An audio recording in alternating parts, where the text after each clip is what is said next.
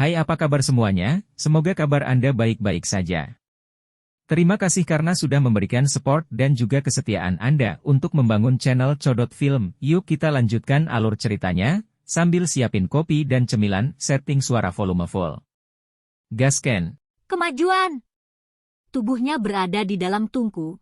Ini adalah satu-satunya hal yang dirasakan Xiao Yan saat ini. Setelah menelan pil obat, perasaan berapi-api tiba-tiba muncul dari perut bagian bawahnya. Segera, itu berubah menjadi banyak aliran panas yang memaksa masuk ke setiap nadi tubuhnya secara bergejolak. Suhu tinggi akhirnya menyebabkan samar, gas berat muncul di dalam jalur qi-nya. Aliran suhu tinggi secara bertahap menjadi lebih panas dengan peningkatan kecepatan sirkulasi, mengakibatkan sudut mulut Xiao Yan dengan lembut berkedut tanpa sadar setelah setiap siklus lengkap. Apa yang dikatakan Yao Lao memang benar, bagian kecil dari apinya yang telah ditambahkan ke dalam pil benar-benar membuatnya menderita. Meskipun aliran panas mungkin menyebabkan Xiao Yan merasakan sakit, efeknya juga sangat menonjol. Saat benang-benang gas yang samar, panas, dan berat merembes keluar dari jalur qi-nya dan akhirnya berputar-putar di sekitar bagian dalam tubuhnya, Xiao Yan dapat dengan jelas merasakan gelombang besar energi tersembunyi di beberapa bagian tubuhnya seperti lapisan es yang telah meleleh oleh panas, akhirnya menampakkan dirinya. Dari kelihatannya, sepertinya ini adalah kekuatan obat yang telah disimpan di tubuhnya yang disebutkan Yao Lao. Kekuatan obat yang telah disimpan ini diuapkan oleh gas yang panas dan berat, mengubahnya menjadi kabut energi samar yang naik perlahan. Kabut akan menempel pada jalur qi, bergabung dengan mereka sebelum melanjutkan melalui jalur qi lainnya. Pada akhirnya, itu membentuk siklus lengkap, mengubah kabut menjadi energi murni. Energi tersebut kemudian dituangkan ke dalam kristal energi berbentuk belah ketupat di dalam pusaran. Setelah menerima gelombang energi murni ini, tubuh kristal, yang tampak sedikit redup karena kelelahan, sekali lagi memancarkan cahaya redup, menerangi bagian dalam pusaran hingga tampak transparan. Beberapa dari energi kabut juga melekat pada tulang dan selnya. Ketika dihadapkan dengan energi murni seperti itu, tulang dan sel di tubuhnya juga menjadi lebih rakus. Dengan kecepatan goyah yang tidak bisa dilihat dengan mata telanjang, mereka dengan cepat menelan kabut energi yang mendekat. Begitu mereka benar-benar menelan energi, Xiao Yan dapat dengan jelas merasakan bahwa tulang, otot, sel, delel, yang telah terluka setelah pertarungan besar, dengan cepat dikembalikan ke kondisi puncaknya. Hati Xiao Yan menghela nafas lega saat dia merasakan kristal Do secara bertahap diisi dengan energi. Pikirannya sekali lagi tenang saat dia menggunakan semua kekuatannya untuk mengendalikan awan energi yang meluap di dalam tubuhnya, mengumpulkan mereka bersama-sama dan akhirnya menggabungkannya menjadi aliran energi yang bergolak. Setelah aliran menyelesaikan satu sirkulasi di dalam tubuhnya, aliran itu mengalir tanpa henti ke kristal Do di dalam pusaran. Kristal seukuran ibu jari itu seperti lubang tanpa dasar ketika dihadapkan dengan energi yang dituangkan ke dalamnya tanpa henti, tidak menolaknya, terlepas dari seberapa besar energi yang terkumpul itu. Pil obat Yao Lao mungkin bukan sesuatu yang bertingkat tinggi. Namun, itu mampu melakukan semacam peran menghasut, benar-benar menyeret semua kekuatan obat yang telah disimpan Xiao Yan ke dalam tubuhnya dalam waktu singkat. Setelah itu, ia menggunakan sejumlah besar energi untuk dengan cepat memulihkan tubuh Xiao Yan yang terluka. Metode memanfaatkan energi orang lain untuk menyembuhkan kemungkinan adalah sesuatu yang bahkan FAMA akan kesulitan melakukannya.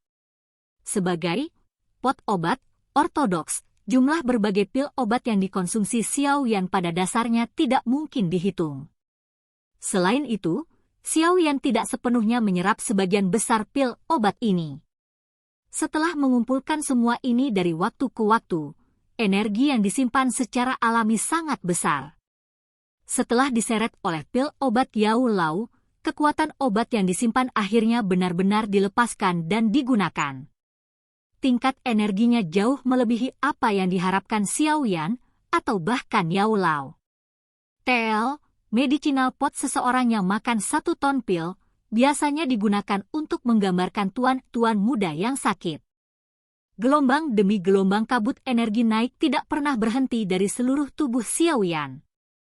Jika ada yang saat ini bisa melihat melalui kulitnya dan melihat ke dalam tubuh Xiaoyan, orang itu kemungkinan akan melebarkan matanya saat benar-benar terkejut saat melihat semua kabut yang berkumpul di seluruh tubuh Xiaoyan. Bahkan organ dalamnya benar-benar tertutup kabut energi yang pekat. Xiaoyan secara alami tidak dapat mengendalikan setiap detail dengan sejumlah besar kabut energi yang ditarik keluar.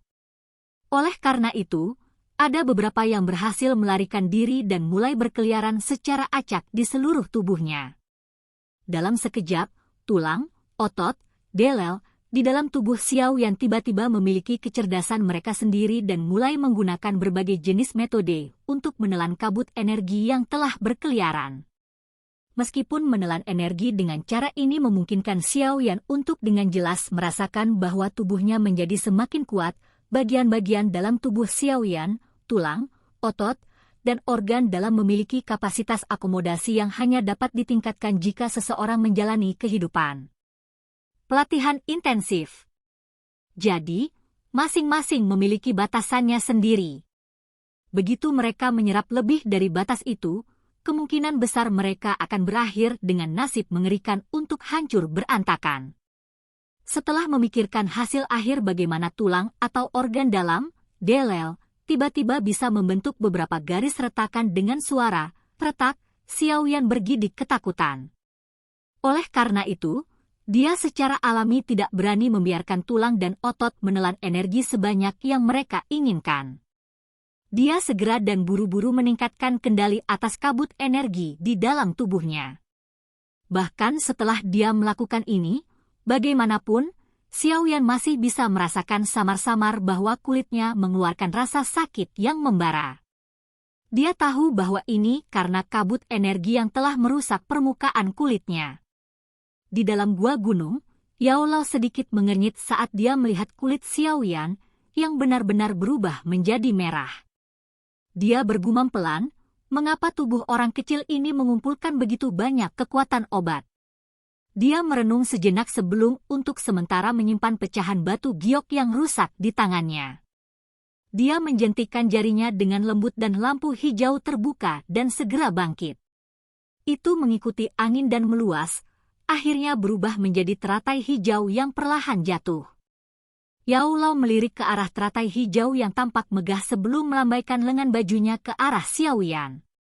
Sebuah kekuatan lembut meluncur dan mengangkat yang terakhir sebelum dengan mulus menempatkannya di atas teratai hijau.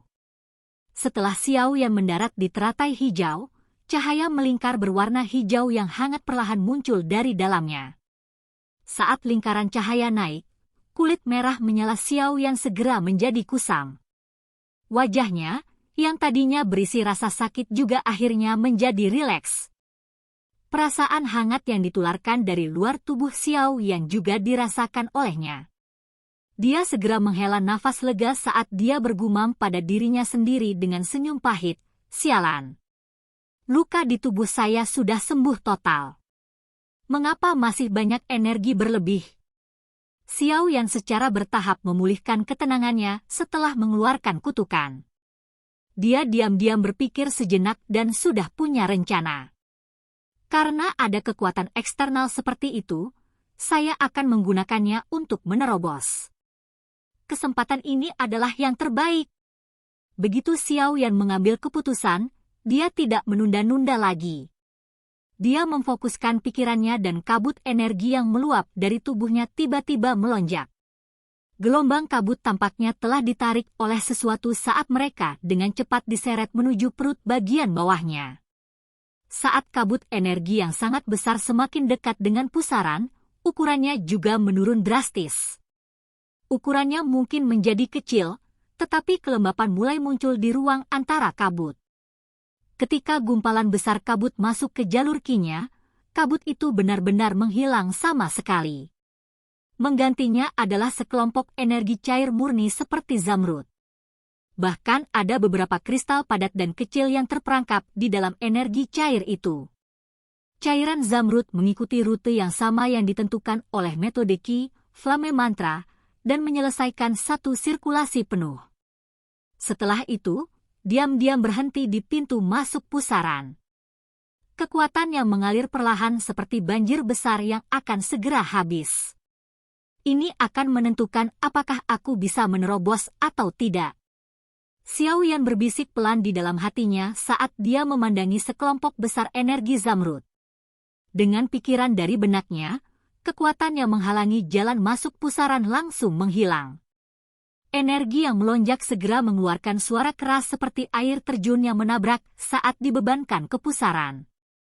Sejumlah besar energi menyerbu ke dalam pusaran dan dengan keras menghantam kristal Do berbentuk belah ketupat di tengah pusaran. Bang! Saat energi menyerbu ke dalam kristal Do, suara menderu bergema di benak Xiao Yan. Dalam sekejap, dia hampir gagal bahkan mempertahankan status pelatihannya. Energi yang bergejolak mengalir ke Do kristal tanpa henti. Pada akhir proses, ukuran kristal sebenarnya tumbuh jauh lebih besar setelah menyerap energi dalam jumlah besar ini. Setelah perluasan ukuran kristal Do, persepsi spiritual Xiao Yan yang kuat dapat dengan jelas merasakan bahwa kekuatannya sendiri dengan cepat melonjak menuju penghalang yang menunjukkan perbedaan antara kedua level tersebut. Di dalam gua, Yao Lao menatap Xiao Yan, yang wajahnya menjadi berkilau seperti batu giok. Dia membelai janggutnya dan mengangguk sedikit. Dengan kekuatannya, dia secara alami bisa merasakan kekuatan nafas Xiao Yan naik dengan mantap. Ding! Pada contoh tertentu di dalam gua yang sepi, erangan lembut, yang hampir tidak terlihat, diam-diam dikeluarkan dari tubuh Xiao Yan. Mengikuti munculnya erangan yang tenang ini, kekuatan yang keluar dari tubuh Xiao Yan tiba-tiba melonjak. Dia sudah berhasil menembus bintang 2 Dadoshi? Ini sebenarnya lebih cepat dari yang saya harapkan.